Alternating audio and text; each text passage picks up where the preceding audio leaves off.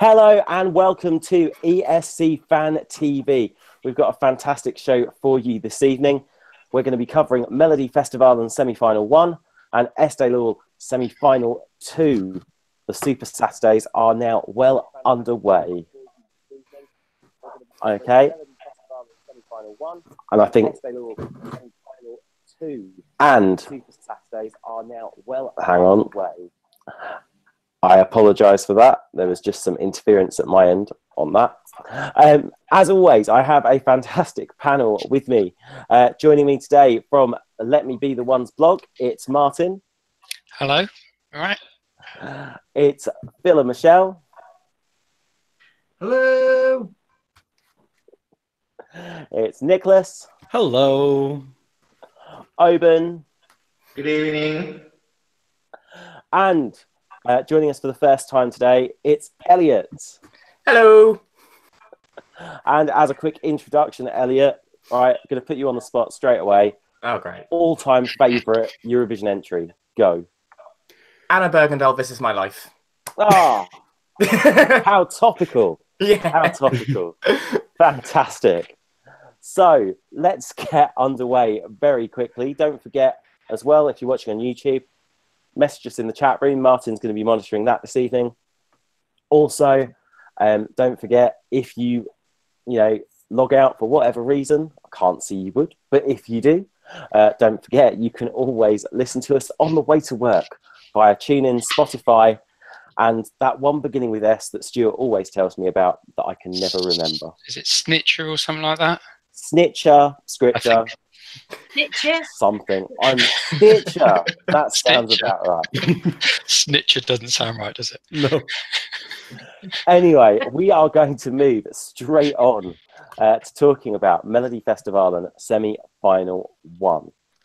Now, the Swedes are known for putting on an absolutely fantastic show, or should I say shows. This year, no exception, Semi-final One took place in Gothenburg this evening, hosted by four vaguely familiar faces, one of whom, Erik Saade, who represented Sweden in 2011.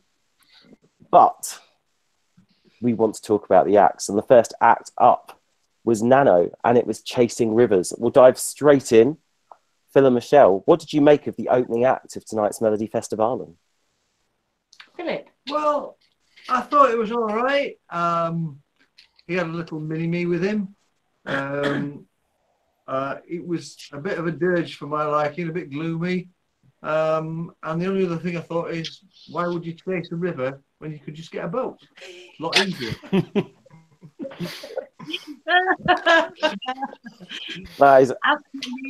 As per usual, Phil's wrong. He was like a poor man's rag and bone man. It was nothing original about him. It was just rag and bone man. And he went, oh, do you know what? I'll have a kid. People will vote for me. Nah, it was a bit rubbish.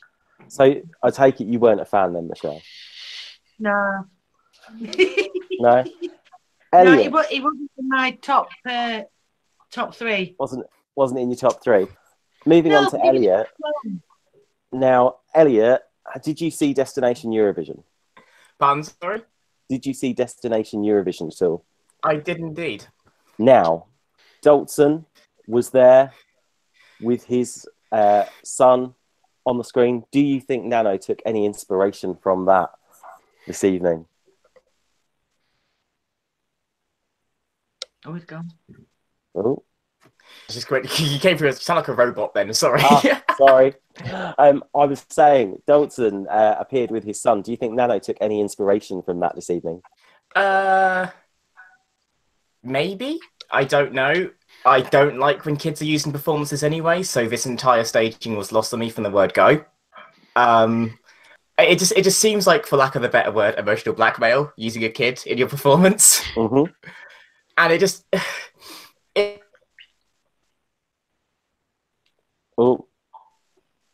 It just didn't work for me. I didn't like the song. I'm not a big Nano. Is it better than his entry 2 years ago? Maybe. I wasn't a big fan of Hold On. Not a big fan of this. That's fair enough. And I'm going to take one more opinion on this. Nicholas, what did you think of Nano's Chasing Rivers? I do have to agree. It was a little bit boring. I did, however, put it down as one that I expected to go direct to the final, because I felt like, compared to some of the other songs, it was a pretty good performance. I feel like everyone had a bit of problems with the sound. I don't know if it was the arena or what it was. Everyone sounded a little bit off today. I wouldn't really mind if this goes to the final night. I think it's a decent entry, but it's definitely a letdown, and I think a lot of people feel like it's a letdown compared to like the big fan favorite that he was 2 years ago. I don't think this stands on its own in the same way that Hold On did. Yeah, and do you know what? I think I would probably agree with what Elliot said there about, in this particular case, using the child in the performance. It was almost like it was trying to be more than it actually was, which was a shame. Now, moving on, entry number 2 this evening was High 15's No Drama. Now, I have to say, I had a little bit of a soft spot for this one. I don't know if any of the, how can I put this, more established Eurovision fans will remember a Croatian entry from 1997, Probudi Me, Wake Me Up, by a group called ENI, where they were dressed in all very luminous fluorescent colours. And I have to say, I quite liked that entry as well. So High 15 was certainly the one for me. Bouncy and stylish. I thought perhaps maybe this was, you know, the Spice Girls making a little comeback. I've even written down in my notes, New Spice. Martin, what did you think? I thought of this more like a relay team, when that they sent basically you had the strongest one for singing for the first 30 seconds, and then slightly weaker, and then slightly weaker, and then the fourth one was a bit. For the first 30 seconds, I really enjoyed it. I thought, oh, this isn't bad, and you say it's really colourful, nice routine, but yeah, it just petered out a bit because the vocals weren't very strong, and in a way they probably should have just concentrated on just having maybe the first couple of singers do everything and the other two just be backing, because I think that would have given them a better chance, although I think in the big scheme of things they weren't going to get in the top 4. Yeah, and they did eventually finish off 6th. Nicholas, were you surprised to see them do as badly? Did you think they deserved higher? I put them down as 6th place, so I guessed it correctly. I think at least some of them can sing pretty well. I thought that this would be a complete train wreck from start to finish. It wasn't. They looked a bit like cheerleaders, and it sounded a bit like a cheerleader anthem in some kind of way. I didn't really like it too much. I think the chorus was repetitive and a little bit annoying. This wasn't for me. And finally, Elliot, High 15, No Drama. Was it a drama for you, or were you just switched off? I switched off. I think what killed it was the chorus. It was just such. It's a bit of a lazy chorus, just singing no drama again and again and again and again. And they're talking about drinking when they're 15 and 16. So there was a huge disconnect from the age of these people to the song they're singing. I mean, they looked the part, and the staging was very, I imagine, to them. And they are good singers because they've done well on Sweden's Got Talent, but the song just wasn't right. But this felt like, here's some exposure for them. Bring them back next year or 2 years' time when they can just fine-tune their sound a bit. But I said 6th place as well. I didn't see this going anywhere. You'd be surprised at how much Scandinavian people are drinking at 15. Just want to say that. I did notice Michelle was taking a very generous swig of her drink during that. Michelle, was this one of your favourites, by the way? Yeah, we've all been shedding at 15 and 16, haven't we? I liked it. But for Sweden seemed to be sending a lot of men just on their own singing. And I thought it's nice to see a group with an up-tempo modern song. It was a bit Taylor Swift, a bit Little Mix. But I really liked it. I thought the singing wasn't too bad. We've seen a lot worse. And it'd be nice to see something a bit colourful, a bit different, and a bit dancey, instead of just a bloke on their own singing again. Plus, they were all wearing high vis, so at least there was some health and safety aspect. They were drinking, but they won't get run over. Yeah. Well, it's good to know health and safety was at at the height of their minds this evening. Now, one of the most highly anticipated acts of this evening's semi-final was Victoria's song, Not With Me. This was promising to be a ballad. The snapshot from the dress rehearsal showed a great use of water. I mean, let's be perfectly honest. I'm going to go straight over to Elliot for this. What did you think? Okay. How blunt am I allowed to be, first and foremost? Because I have a theory about it. Okay, being honest, I think Grete Paia has picked Victoria to win this year. And here, she's never done one on the jury in the Melodifestivalen final. Second place. So she's fine there. Country pop is a very hard thing for a jury to love. What do juries love? A ballad.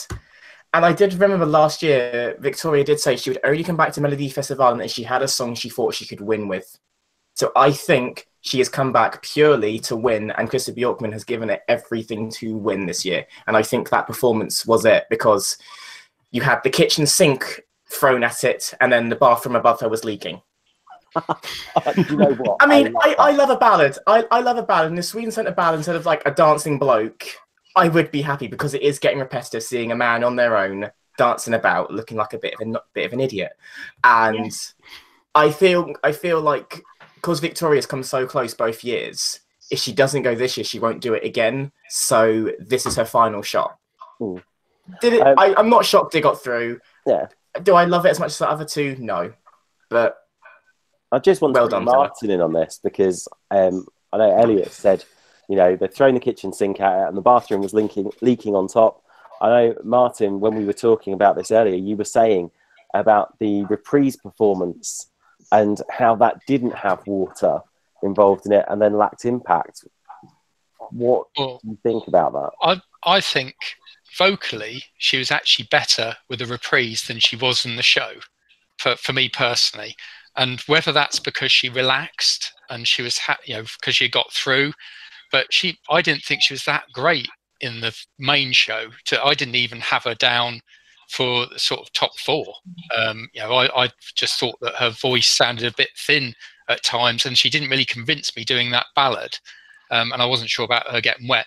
But in the reprise, she was amazing. Her vocals were brilliant, and in a way, not having all the the staging of the water, I think she just felt a lot better to me. It'll be interesting to see what she actually does in the final, whether she incorporates what she did in the main show again, or whether she thinks, well, actually I'll just stick with me singing and no special effects.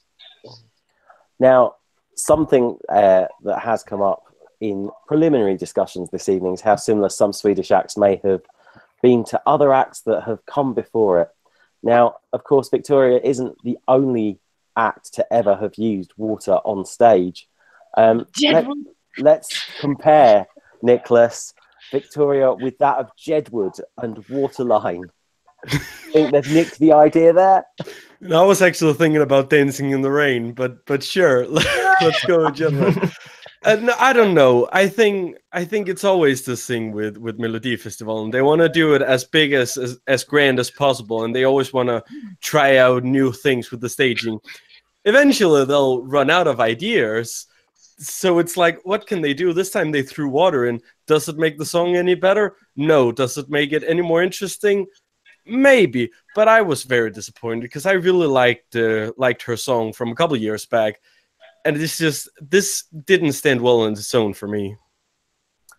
So, here's the question I'd like to pose to the panel. Victoria, do we think she is a deserved qualifier through to the final? Phil and Michelle, do you want to take this first of all?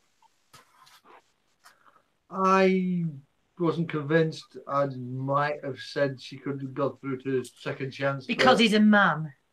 I wasn't convinced. With eyes. Who's married to this? I take it, Michelle, you did think that Victoria was a deserved finalist. Well, I was hoping that because they borrowed Jedward's second-hand machine that probably cost a fortune, I was wondering why is she not getting electrocuted? I'd like to think that the Swedes have health and safety there. If she's not, If she's got a microphone in her hand that had a wire on it that's obviously got electric in it, all that rain coming down, was she really singing live? That's what I want to know. Because why has she not got electrocuted? Interesting question. Interesting question. What's going on? This is true. Elliot, deserved qualifier? Yes or no? Personally, no, it wasn't in my top 2, but I do true because she's Victoria. She's the darling of Sweden. Martin? Based on the reprise, yes. Based on the main show, no. But obviously, over the course of the show, then probably she showed that she could do it. True. Nicholas? I would have sent her on to Anders Johnson, but yeah, it's fine. And Oben? I think I would say yes and no. I think she qualified for the right reasons, but she wouldn't have qualified for other reasons as well. I think it was too pretentious for me, the performance. Okay, well, I'll be honest, I did quite like the performance, but I'm probably, along with Martin here, the reprise was a lot better, I think. And I do know, and I'm going to have to do a shout out here to Stuart, because I know Stuart loved this performance. He was messaging saying how fantastic he thought it was. He was really looking forward to it as well. Now, next up was my favourite act of the night. This was blingy, this was snazzy, this was, as Stuart would say, a banger. This was fire, as he would say. This was Sina feat Anis Don Dimina, and it was Mina Branda. And I hope I've pronounced that right. Nicholas, have I pronounced it right or totally wrong? See, I don't know. I wasn't sure how to pronounce this one either. Well, we'll go with Mina Branda. It's close enough, I think. This had pyrotechnics. This had like fake gold chairs. I thought this was absolutely amazing. I would have loved to have seen this actually win this semi-final, but alas, it wasn't to be. Phil and Michelle, can you shed any reasons on that? It was too Middle Eastern, and we're going to Tel Aviv. I thought it was a bit Eastern European, but I really liked this, and the longer it went on, the more I liked it. But I guess it's not your standard Scandinavian song. Phil's wrong. Elliot, could you help shed any light to me why this didn't actually qualify? I can think of that when I heard the snippet and even the 3-minute version. It sounded a lot like Samir and Victor, like what they would send. Dance songs haven't done well in the last few years, so I think that's where they fell short. Also, singing in a crop top tracksuit was a choice from her as well. I need to bring that up as well. That was interesting. But I loved this. I did love this, but I knew that it was going to finish 5th. I just knew this was the song that would finish in 5th place. But I thought it was grand. I loved it. Oh, Elliot, you are my new friend. Yay. Just like that. Oh, this to me, and I can forgive the crop top, even if it was a bit chavtastic. Martin, final thoughts on this song? Yeah, you're loving it more than I did, really. I just thought it was some sort of beach song ripoff, really. And then I've got Swedish rap "Oh Joy" written down here as well. But I didn't think he was okay. I don't think she ever really quite nailed the vocal all the way through. I think she's a bit off, but then that's partly to do with the movement and the up tempo of it all. So yeah, it's a decent enough song in the big scheme of the 7. But yeah, I agree. I don't think it was ever got a chance of going through. And speaking of other non-qualifiers, the wooden spoon of the evening went to Arja with a song that translates as "My 4 Seasons." Now, I'd like you to cast your minds back to 2006 when Eurovision was held in Greece. I'd like you to cast your minds back to Carola's massive sheet that she wore on stage. Let's be perfectly honest, Oben. Would you say that tonight Arja borrowed some of Carola's wardrobe for her song? Oh my God. I think I just want to be a nice person, and I just want to say she just had the best smile throughout whole competition, and I'll just shut up there because just like, and I was like going through my checklist, wrong, wrong, wrong. But at least she got the smile. Oh, well, we've all got a nice smile. Nicholas, do you think the wooden spoon was well deserved in this case? The only thing I have written down is almost worse than Charlotte Perrelli when she did her comeback a few years back. You know, at least she looked like she really wanted to be there on that stage. And I think that's good. It's good for her. I think it was a great comeback for her. She really liked it. She had her moment. She finished 7th. Everything went like you expected it to. So I think that's all I have to say. And finally, Michelle. It was still better than all of Estonia's. Oh, well, we can come on to Estonia later. I have to say I had a soft spot for this song, but would I have liked to have seen it go through to the final? No, sorry. Let's move on. The next song, the 6th song of the evening, was Mohombi. It was Hello. The first thing I know people will say about this is the Heroes style staging that he had. I've got down catchy chorus. I've also even quoted him, love starts with hello. Well, hello, Elliot. Did you love this song? In a word, no. Can we also point out his final lyric in the first time round was love starts with mellow? He changed it. And that just made me go, yeah. I mean, I love Mohombi, like outside of Melodifestivalen. He has some great dance Latin songs. This is not one of them. It's fine. The chorus is catchy, but it's lazy. He's just saying hello about 6 or 7 times and stamping his foot like a toddler. Is it going to challenge in the final? No. Did I think it was going through? No. It's fine, but I'm not bothered about it. It's fair. Do you think there was, obviously it went through at the expense of some other songs that went through to the wildcard round. Do you think there was a sense amongst the Swedish public that, oh, this looks a bit like Heroes and I liked Heroes, so I'm going to vote for this? I can see that.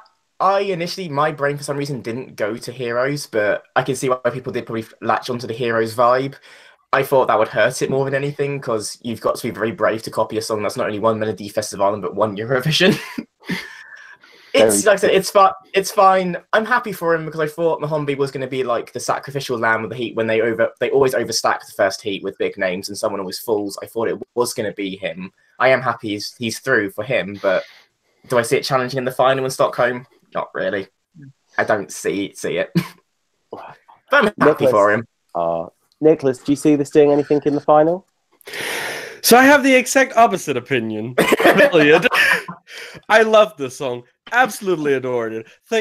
I'm not too bothered about all these things with the backdrop. I think at this point, so many people have done it. Russia did it after Sweden did it. So many people have done it. It's okay to do it now without being a copy of someone. I think it had that like mid-2000s pop banger vibe. I think he sounded a little bit sketchy at times, but other than that, I think he did all right. He had some great moves. And, I see winner potential in this. I think it could do really well, especially because it sounded like the public was really liking his song, really liking him. And he is an international artist who can definitely pull off a show on such a big stage that Eurovision is. So I do think this is winner potential, and I really liked it. And Oban will go for best of 3. Elliot's not too keen. Nicholas loves it. Oban, where do you put yourself on this one? I think I won't help you to reach a majority with my word because my problem with this one. Look, I see him being a contender to win the whole thing. Do I get it? No, I don't get it. Is it memorable? Yes. Is it catchy? Yes. But as an artist, as a performer, I didn't understand who he is. Like, Neta, the girl with the attitude. Eleni, the girl with the sass. Caesar, the guy with the soul. But Mohombi, I don't know who he is. So for me, I don't get him as an artist, but I see he will do good in the final as well. Can I just say something really quickly, Tom? Yes. Just about, you know, comparing it to Mons Zermelo. And it's not. It's Aha take on me. It's all the cartoony drawn things. He reaches in, he grabs her, she's real. It's Aha, not Mons Zermelo. You're on about the wrong people. He's ripping off Aha. This is true. Although, since you have brought up the 80s, Michelle, can I just do a small comparison for you? How old I am? No, I just said you brought up the 80s. Lionel Richie, Hello, or Mohombi, Hello, which one is better? What about Faith No More? Hello. I've never heard of that one. Oh, no, you wouldn't have. No, Lionel Richie, all night long. I see what you did there.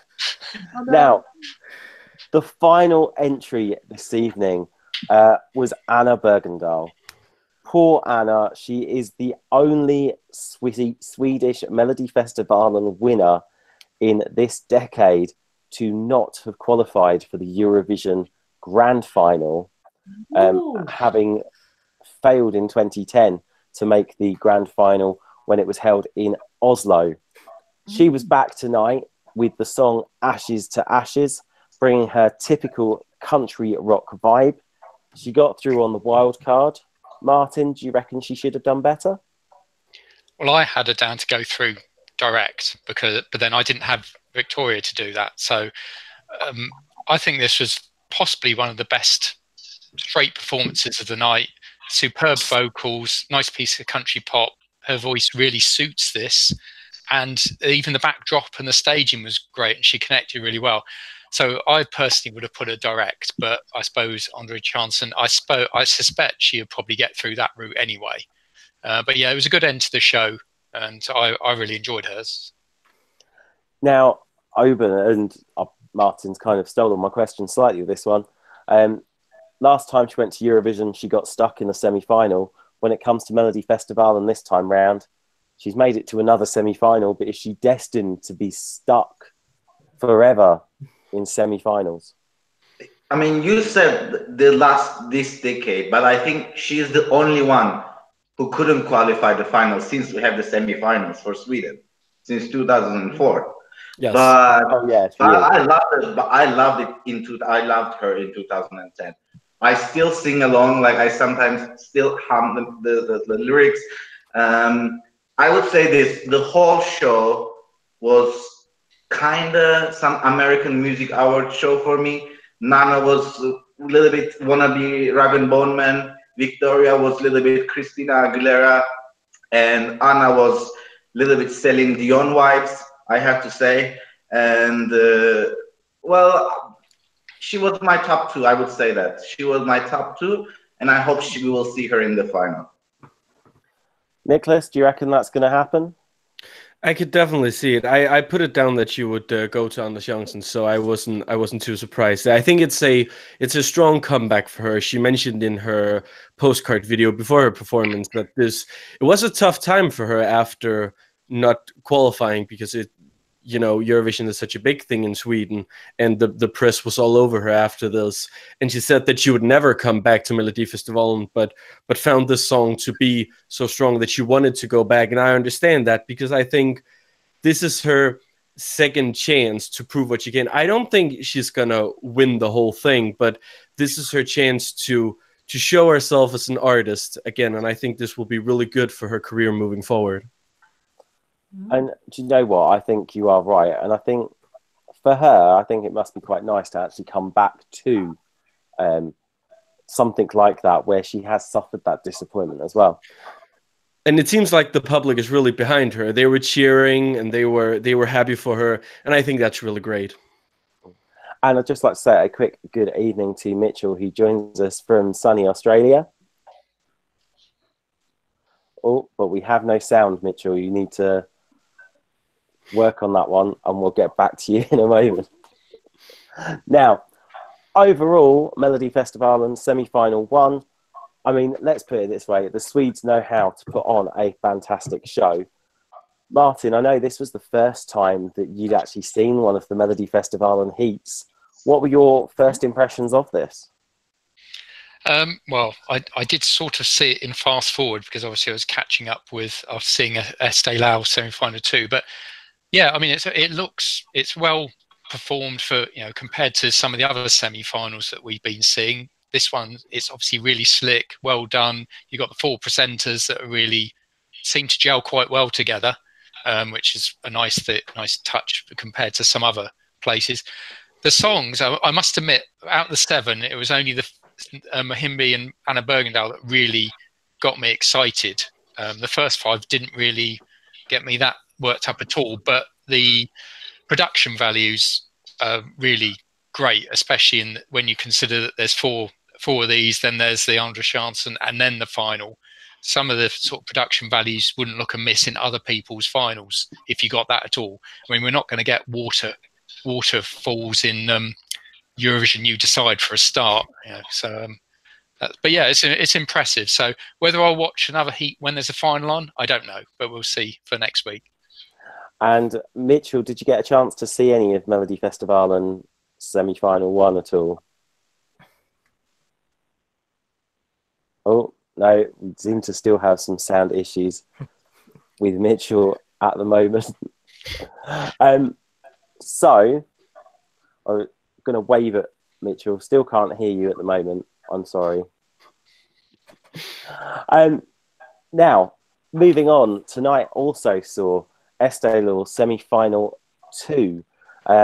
This is probably more of a mammoth job than the Swedes do, because whilst the Swedes have 4 semi-finals of 7 songs each, Eesti Laul, you've got 12 songs in 2 semi-finals, and then you have 6 entries that then go through. Tom, do you want me to read anything off the chat room?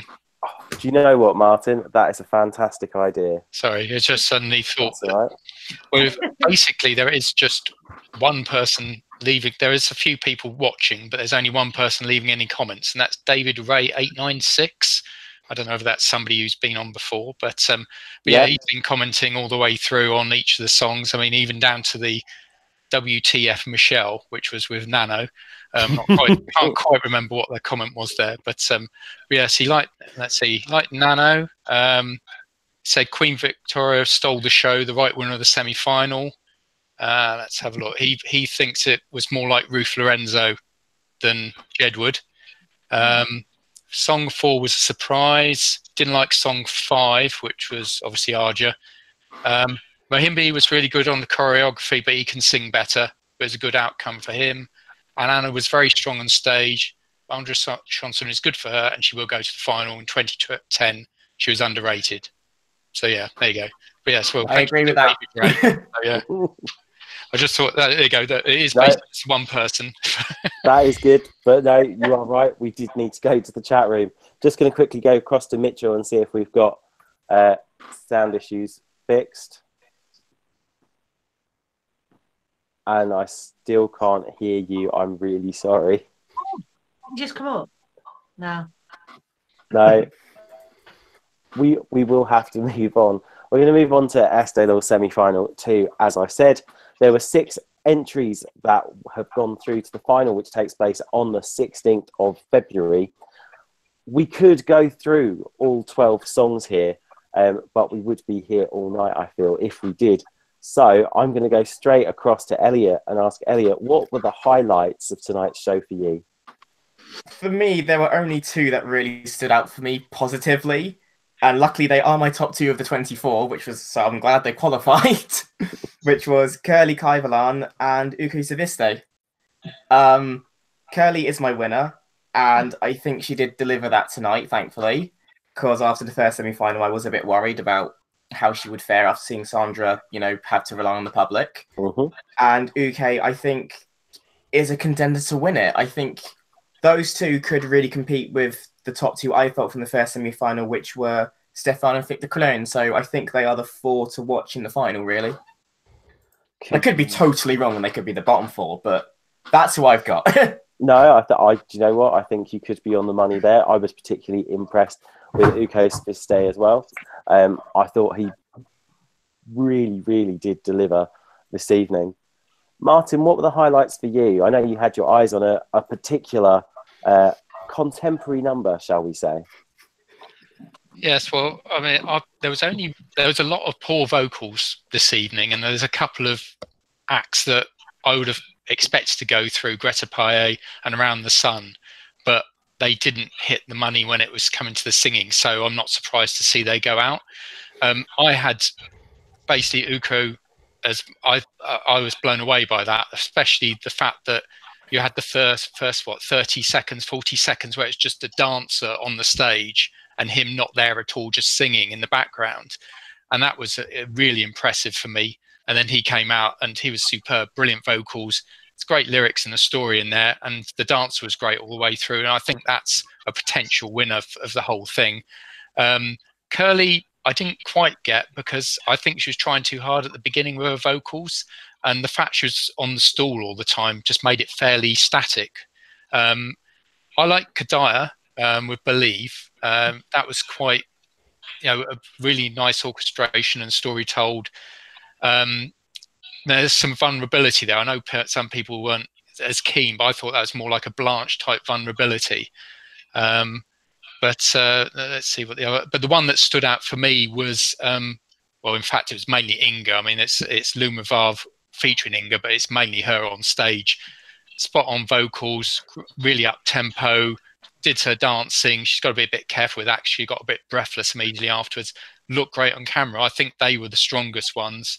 But yeah, when we were getting people like Sissy and my what I described as the Estonian Jane McDonald in Sin Valtteri get through, there was a couple of spaces there because a couple of the favourites didn't really get their vocals sorted. So 3 or 4 of the ones that I hoped will get through did get through. So now, was it a surprise to you that whilst Inga was in the top 4 of the juries, she had to wait until that final televote runoff to actually get through, coming through in 5th place?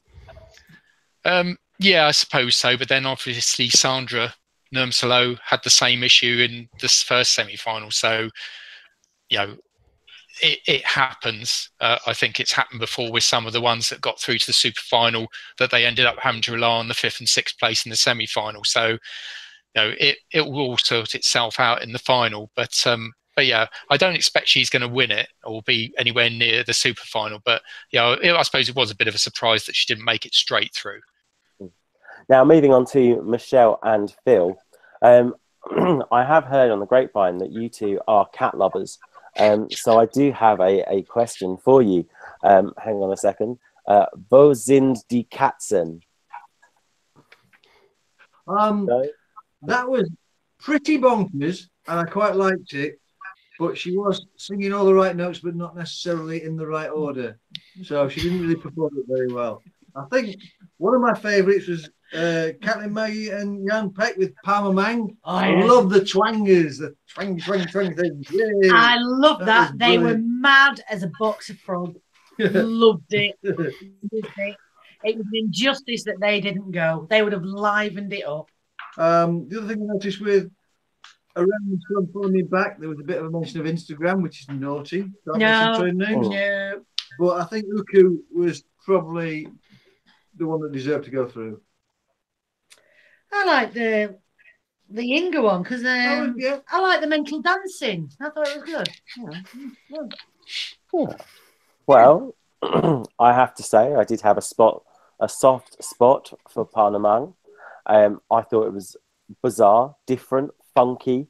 I've said that maybe this could be a natural follow-on to Netta's Toy, which was also a little bit strange in places with the cats doing this. This is about all I can remember from last year. But anyway, moving on.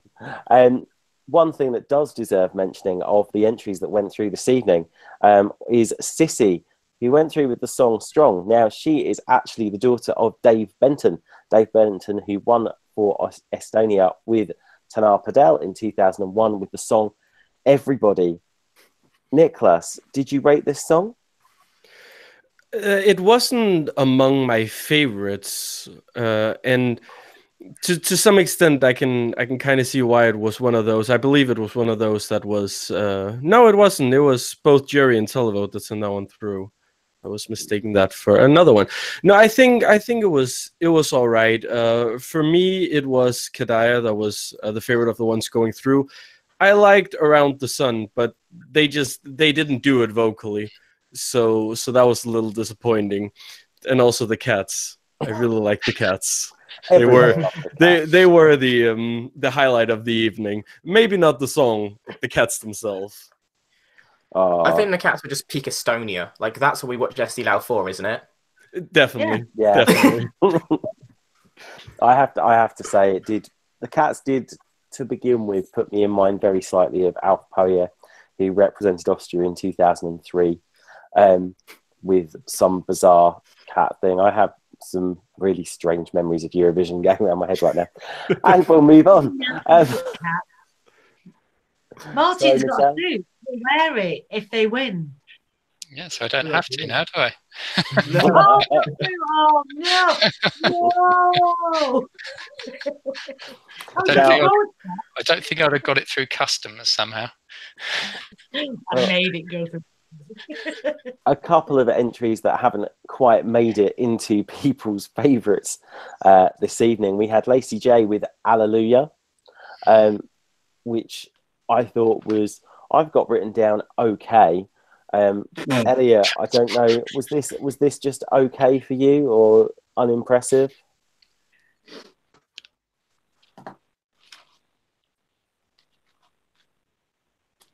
No, I think. Elliot, are you there? Oh, I'm alive. Sorry, it went a bit static. Sorry.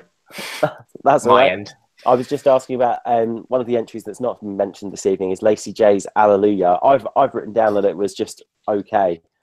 Is that your take on it, or did you think that this is something that maybe should have done better? No, I have the. Yeah, it was pleasant for the 3 minutes, but could I tell you what happened afterwards? No, because to be honest, I was a bit disappointed that Grete Paia did so poorly, because I was really excited that she came back, because I really liked her entry in 2016, I want to say. She came back with Stories Untold, and I was really excited that she was back, so I was a bit down by that, and so this sort of went in one ear and bled out the other. And I do I think you've made a new friend in Michelle tonight, Elliot. I'm doing well tonight, aren't I? You are. Gin nearly came out my nose. Oh, I do think with Grete Paia, she does. I think she suffered from what Martin has already alluded to, which was the poor vocals that really did seem to blight her this evening. A couple of my favourites that have gone through. Obviously, I did like Uku's Fist, but also there is Estonia's answer to Jane McDonald, Sin Valtry. I'll do it my way. I've got 80s glitz vibe. I've got happy. I've got potential Schlager. I can see Michelle is there, quite happily, just like totally thrilled with this idea. She loved it. Nicholas, was this a good opening song? Do you think, this is something that could perhaps do well in the final, or does 1985 need its Eurovision entry back? I mean, maybe it was a good opening, but that's all it was, I think. I mean, it has its place, and I'm sure there's people who like this, and it does give gives the final something, I guess, but that's about it. And Martin? It gives it filler. Yes. No, her voice was really weird. Was I the only thing? It sounded as though she had some weird reverb on her voice, and that's her natural way of singing. But as I say, it actually wasn't the worst vocal on the night. I thought it was going to be, but we obviously had worse following on from that. But I was totally surprised that was called out last. Michelle, was that a big surprise to you? I'll write you down everything that I wrote in my little book. I put bad hair extensions, really bad pub singer. If she gets through, I'll have a go next year. A frock was awful. If that's her way, she can keep it. Well, I have to say, Michelle, you have a lovely way with words. I think that shows through. I think we are perhaps suggesting that Simvaltry maybe not the popular choice for 6th place. So my question to all of you on the panel this evening is, if that wasn't the 6th place claiming that final spot, what entry would you have preferred to see go through based on their performances this evening? Elliot, over to you. Oh god, this is difficult because they were all a bit naff vocally. So I'm kind of like having to go on who would redeem themselves in the final. And the only one I can really think is Grete Paia, because she's proven in the past she can sing well. That's all I can go on. It's as good a reason as any. Nicholas, who would you put in instead of Simvaltry? Wo sind die Katzen? Just to see it again, really. Just to see it again. Phil and Michelle? For me, Palmer Mang, just because it stood out. There are so many off-the-shelf Eurovision type songs, and this wasn't. It stood out. It was bonkers, and I loved it. Catherine, man in the box of frogs. And finally, Martin. I mean, based on tonight, I would have actually I would have thought maybe that Palmer Mang would have gone through, because I think the 3 backing singers are absolutely amazing, and I think they should do it on their own, really. But I think as an entry, that was probably the better one, possibly. But I would have probably wanted Around the Sun and just hope that their vocals got better in the final, because I think that was one of my favourite songs coming into this. Do you know what? I'm going to disagree with all of you, because I would have put through in 6th place the 2nd entry of the night. Was it Izilumad? Oh my God, no, you're wrong. Really? 2 minuses. No. I thought that was a good, solid, kind of pop rock song. I thought it stood out enough. I think it was on just a bit too early in the evening, so it didn't stand out as much as it could do. I thought out of, the songs that we'd heard across the evening as well, I thought they had a decent vocal to it, and I think it's a shame that they didn't actually get through in the end. Now, you're drunk. I liked the verse of that. I thought the verses were a bit talking headsy, but then it got to the chorus and it just sort of got a bit bland. No, you're drunk. All of you go to bed. It's rubbish. Now, the one person I have missed out so far is Oben. Oben had connection issues this evening and hasn't had a chance to catch up with Estidal. So, Oben, the question for you is, what has been your favourite Estonian entry of all time? Look, about Estonia, I would say, I couldn't be a hardworking ESC fan tonight, and I couldn't watch it. But I know that Estonia is a very strong country in terms of ballads. They managed to send powerful ballads, and one of my all-time Estonian songs was in Azerbaijan, Kula, and then La Forza, Randajad. These are all very powerful, emotional songs, even though they weren't sang in one of the mainstream languages. So I think they can communicate. These Estonian artists can communicate properly across the screens with a slow ballad song. So I trust in Estonia they will bring another good, powerful, emotional song this year as well. And we'll keep our fingers crossed for that one. Now, I don't know what you're all going to do with yourselves this week, because there is no midweek ESC Fan TV show this week. Shock horror, everyone. Shock's face. Do you want me to just? There's a couple of comments from since we done Melodifestivalen. I'm going to take those final chats in just a moment. All right, okay, that's fair enough. There is no midweek show, but we are back on Friday night at 9:30, there's a certain UK selection show going on. Now, I've held my allegiance long and proper. I've already tweeted said entrant as well, offering my support. They are a good, solid Essex lad as well, which helps, being from that county myself in England. But just to run down with the panel very, very quickly, Elliot, what would you like to see win on Friday night? Bigger Than Us, don't care which singer, but if it's any other song, I will be throwing something at the TV. Excellent. Nice. I know you're going to be joining us on Friday night, Elliot. I plan to, hopefully. Don't throw something at the computer screen. No. Martin, who would you like to see win on Friday? I would probably be going with Bigger Than Us, and I'd probably go at the moment Michael Rice, but Holly Tandy has got some experience, so it depends on the night. But we've seen that somebody who is totally unexpected could do the job if they nail it live, like Suri. This is true. Phil and Michelle? I like Freaks. Freaks Like Us, was it? No, that's bloody awful.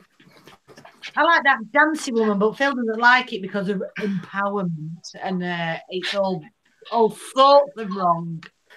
So we may be seeing a marriage split on Friday. Worse than this. This is nothing. This is nothing. God. Nicholas, who is it for you?